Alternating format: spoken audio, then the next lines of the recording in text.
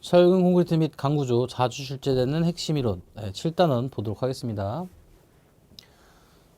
자, 기둥이에요. RC 기둥 구조 제한이라고 나와 있는데, 자, 일단은 좀 쉽게 설명을 드리면 주각이랑 기둥을 나눌 수가 있어요. 자, 이게 주각이에요. 이게 기둥이에요.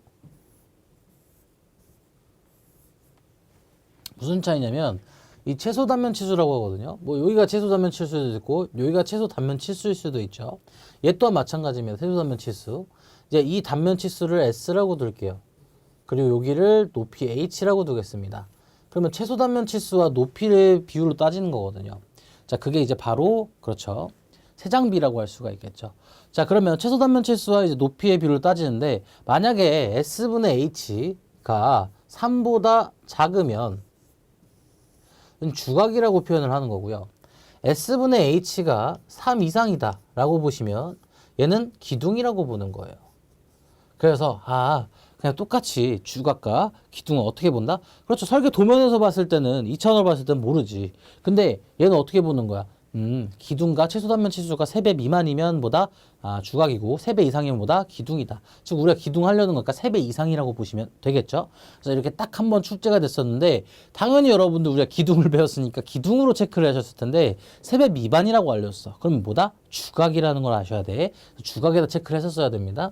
자, 그리고 좀 더 쉽게 설명을 드리면 띠철근 기둥에는 어떻게 들어가 있냐면 띠철근 기둥은 이렇게 네모가 있어요. 그 띠철근에도 동그라미 원기둥이 있고요. 그리고 이제 나눠서 얘도 원이 있습니다. 얘는 나선철근이에요. 자, 띠철근은 당연히 삼각형 기둥도 존재합니다. 많이 쓰진 않지만. 자, 빨간 색깔 보겠습니다. 자, 철근, 주철근이 몇 개 들어가냐는데 삼각형에 당연히 3개가 들어갑니다. 최소 3개예요. 무조건 3개라는 말이 아니에요. 최소 3개입니다. 가운데 철근이 들어갈 수도 있지. 그럼 최소 띠철근이 몇 개? 최소 주철근이 몇 개? 4개가 들어가야 되고요. 원에도 최소 4개가 들어가야 돼요. 이게 띠철근이에요. 그러면 나선철근은 무조건 원형 기둥을 쓴다고 치면 몇 개? 하나, 둘, 셋, 넷, 다섯, 6개를 기억을 해주셔야 됩니다. 최소.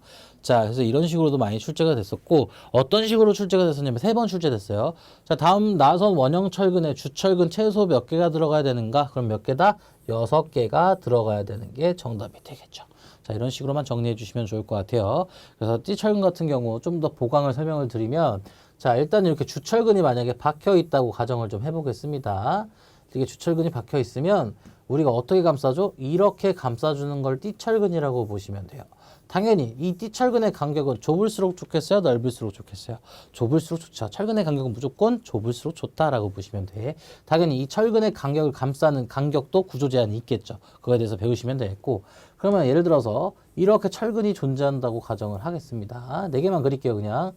자, 이렇게 가정한다 쳤으면 철근이 이렇게 박혀 있는 것을 뭐라고 한다고? 나선철근이라고 보시면 되겠다고. 아시겠죠? 자, T철근의 그리고 강도 감소계수 0.65, 나선철근의 강도 감소계수는 0.70. 요 정도로까지만 딱 처음에 딱 준비하고 수업을 진행을 하면 기둥도 무섭지 않아요. 이제 보겠습니다. 자, 띠철근의 구조 제한입니다. 자, 띠철근의 구조 제한이고 일단 직경이 D32 이하일 때는 몇이다? 10 이상을 써주고 D35 이상일 때는 D13 이상을 써준다. 자, 제가 어떻게 암기하라고 있냐면 학원에서는 둘이 몇 차이 나죠? 3 차이 납니다. 몇 차이 나죠? 3 차이 납니다. 네, 이런 식으로 좀 기억을 해달라 그랬어. 그럼 32일 때는 D10 이상, 35 이상일 때는 D13 이상을 사용해준다 라고 해주시면 되고요. 문제에서 푸는 문제로 잘 나오는 건 바로 이 간격에 대해서 잘 나올 거예요.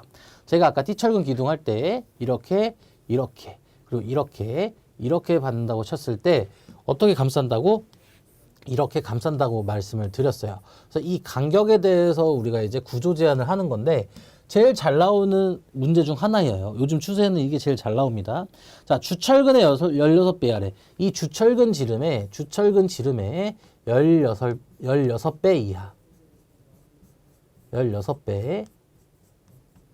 그럼 이 띠철근에 대해서는 이 주철근 지름과 띠철근 지름은 문제에서 당연히 주어집니다. 여러분들 외울 필요 없어요. 몇 배? 48배 이하다.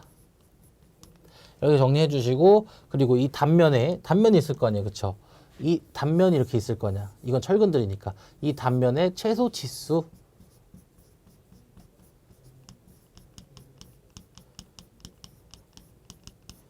단면의 최소 치수. 자, 이 중에서 무슨 값, 철근은 당연히 무슨 값, 미니멈 값을 사용해 주시는 게 국룰이죠. 그쵸? 적을수록 간격이 좋다 했으니까. 자, 그러면 이것도 몇 배야 보니까 3배 차이네. 아, 333. 이게 기억을 해주시면 좀 좋을 것 같아요. 자, 간격 같은 경우는 주철근의 6배, 16배 이하고, 띠철근의 48배 이하고, 단면 채수이다. 단면 최소 치수이다. 이 세 값 중에서 무슨 값? 작은 값이 철근의 간격을 구하는 문제가 되겠다라고 보시면 돼요. 그래서 구조 제한에 대한 문제였고요. 여러분들 이거 무조건 기억을 좀 해 주시자. 아시겠죠? 요즘 잘 나오는 문제예요. 철근의 간격. 자, 나선철근비 나와 있네요. 나선철근비 같은 경우는 로 S라고 표현을 많이 해줍니다. 자, 나선철근비 구하는 곳이 한번 적어보기만 하겠습니다. 0.45 ACH 분의 AG-1 그리고 FI분의 FCK를 구합니다. 자, 진짜 어이없는 문제가 뭐냐면 다음 중 나선철근비를 구하는 공식 중에서 옳은 것을 고르시오 이런 문제가 나왔어요. 나선철근비 공식을 암기하셨으면 이거는 그냥 무슨 문제인 거야? 주는 문제인 거죠. 기억을 좀 해주시고 팁 아닌 팁을 좀 드리자면 여러분들 ACH는 뭐겠어? 당연히 신부지름이라고 해요. 신부지름이라는 것은 무엇이냐면 자 나선철근에 철근이 6개 들어간다 그랬지. 6개, 6개, 6개, 6개, 6개. 아이고 너무 그랬어요? 자 그러면 파란색으로 이렇게 감싸줍니다. 그래서 주철근이 들어가는 이 최대 여기 지름을 신부지름이라고 하는 거예요. 그래서 얘는 뭐가 되는 거야? DCH가 되는 거고 얘는 그냥 전체는 D라고 놓는 겁니다. 자 그러면 AG는 뭐겠어? 총 단면적이 되겠고 ACH는 뭐야? 신부지름 그에 대한 그치, 단면적이 되겠죠. 그러면 문제를 조금 쉽게 풀자 이거예요. 얘는 어떻게 되겠어? 4분의 파이 DCH 제곱이 되겠죠. 여기까지 동의하실 거고 얘는 어떻게 구하죠? 4분의 파이 D제곱이 되겠죠. 그럼 선생님들 우리는 뭘 알 수가 있죠? 얘네 그냥 뭐가 되겠어? 4분의 파이는 나눠지겠구나. 그럼 이 뜻은 뭐야? 아, DCH 제곱. 그리고 얘는 D 제곱이 되겠구나. 이런 식으로 문제 좀 간단하게 풀 수가 있겠죠. 그렇죠? 이런 식으로 여러분들 문제 풀어주시면 되겠고요. 제가 또 말씀드리고 싶은 거는 뭐냐면 피치 S를 구하는 문제가 있어요. 이 피치 S를 구하는 문제를 한번 해보겠습니다. 자, 어떻게 구하냐? DCH분의 로우 S로 기억을 좀 해주시면 좋겠다.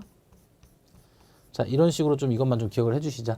자, 대부분의 책에는 뭐라고 나와 있냐면 여기 로우 S라고 안 나와 있고 0.45 똑같은 거예요. ACH AG-1 FI분의 FCK로 나옵니다. 그래서 문제가 이렇게 출제가 되는데 이 로우 S가 똑같은 식이잖아요. 그렇죠? 로우 S나 이 식이나 똑같은 거기 때문에 여러분들 그냥 로우 S로 기억을 해주셨다가 문제를 풀어주셔도 좋고요. 솔직히 피치 단순히 간격 구하는 문제는 한 번 출제가 됐었어요. 한 번이 아니죠. 최근에 한 번이고 한 두세 번 출제가 됐었어요. 나선철근비 구하는 공식 절대 까먹지 말고 여러분 꼭 기억을 해주셔야 됩니다. 자, 중심축 하중 강도와 최대 설계축 하중 강도를 구하시오라고 되어 있는데 뭐 최대 설계축 하중 강도가 뭐겠어? 설계축 하중 강도랑 비슷한 말이라고 보시면 돼요. 자, 일단은 이거는 따져줘야 될 게 좀 많아요. 일단은 어떻게 구하냐면 일단은 PN부터 나타낼게. PN. 근데 PN도 안 나타낼래. 난 뭘 나타낼 거야? 그냥 덩어리만 보자 이거예요. 덩어리만 보자 이거야. 자, 에타 0.85 FCK가 뭐예요? 에타 0.85 FCK가 콘크리트의 응력이라고 볼 수가 있겠죠. 자, 거기에다가 뭘 구하는 거야? AG-AST네? 그러면은 오케이. 콘크리트의 단면적이라고 봐도 무방하겠네요. 자, 이거 AST FI는 뭐야? 아, 얘는 인장 강도라고 봐도 되겠네요. 그래서 크게 공식을 암기하실 필요가 전혀 있다 없다? 없다란 말이야. 암기 그렇게 하실 필요 없어. 그래서 여러분들한테 말씀드리고 싶은 건 뭐냐면 AG-AST를 막 엄청나게 암기해서 외우시려고 해. 그러실 필요가 전혀 없다니까. 전체 단면적에서 철근의 단면적만 빼주신 거잖아. 동의하십니까? 그러면 뭐만 남아? 콘크리트의 단면적만 남는 거잖아. 아, 이 뜻은 뭐야? 콘크리트의 압축 강도 플러스 T라고 보셔도 되는 거 아니야? 그러면 간단하게 볼게요. 자, 그러면 C 플러스 T이기 때문에 얘는 그냥 뭐야? 하중이야, 하중. 덩어리라고, 덩어리.